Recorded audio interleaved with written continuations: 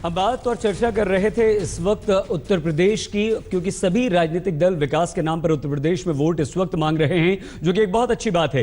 तो इस पर हम चर्चा जारी रखेंगे, लेकिन एक बड़ी खबर इस वक्त आ रही है पंजाब चुनाव से। पंजाब में 6 बजे तक 70% वोटिंग हुई है और ये बम्पर वोटिंग पंजाब में हुई है।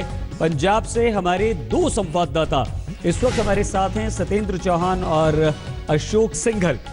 सत्येंद्र, ये जो बम्पर वोटिंग हुई है, इसका फायदा किस राजनीतिक दल को होता हुआ आप देखते हैं?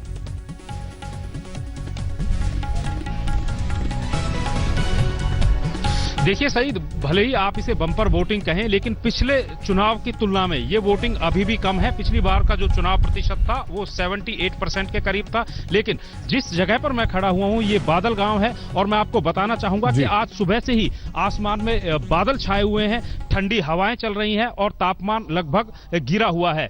कुल मिलाकर इस ठंड की वजह से शुरुआती दौर में मतदान भी काफी ठंडा रहा, काफी धीमी गति से रहा, और यही वजह है कि लोग घरों से बाहर नहीं निकले। लेकिन जैसे ही दोपहर में थोड़ी सी धूप खिली, लोग मतदान केंद्रों की तरफ दौड़े, लंबी लंबी लाइनें भी लगी। और लेकिन सबसे राहत देने वाली बात यह है कि सहित पूरे पंजाब में अब की बार चुनाव से पहले काफी तनाव बना हुआ था, सुरक्षा के काफी पुख्ता इंतजाम किए गए थे, लेकिन इसके बावजूद कहीं कोई अप्रिय घटना नहीं हुई, कहीं कोई हिंसा किसी तरीके की नहीं हुई।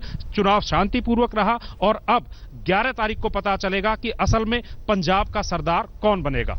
सही, बहुत धन्यवाद सत्येंद्र। लंबी से हमारे संवाददाता सत्येंद्र, जो कि सबसे हॉट सीट इस वक्त है, प्रकाश सिंह बादल, अमरिंदर सिंह दोनों यहां से चुनाव लड़ रहे हैं। अशोक सिंघल हमारे संवाददाता भी पंजाब में हैं और अशोक सिंघल हैं अमृतसर में। अशोक, क्या मूड भापा आपने आज मतदान के बाद?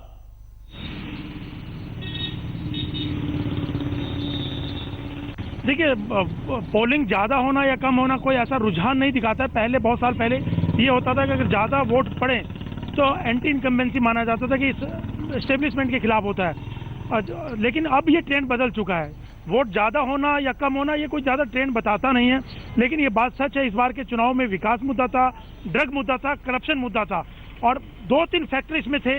अमरिंदर सिंह ने घोषणा करके थी उनका आखिरी चुनाव है। बादल साहब की उम्र को देखते हुए एक तरह से ये भी उनका आखिरी चुनाव है। लेकिन सिद्धू कांग्रेस में आए, ये दिलचस्प था इस बार के चुनाव में। तो कई फैक्टर्स थे।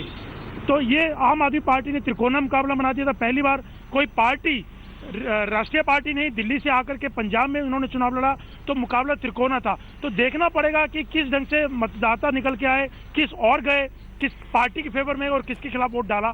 तो ये 11 तारीख को पता चलेगा। लेकिन मुकाबला त्रिकोणा था और सिद्धू कहीं ना कहीं आकर के चुनाव को दिलचस्प बनाया। बहुत धन्यवाद अशोक। तो अमृतसर से सिद्धू चुनाव लड़ रहे हैं, जिनका जिक्र अशोक सिंघल हमारे संवाददाता ने किया। लेकिन एक बार फिर से हम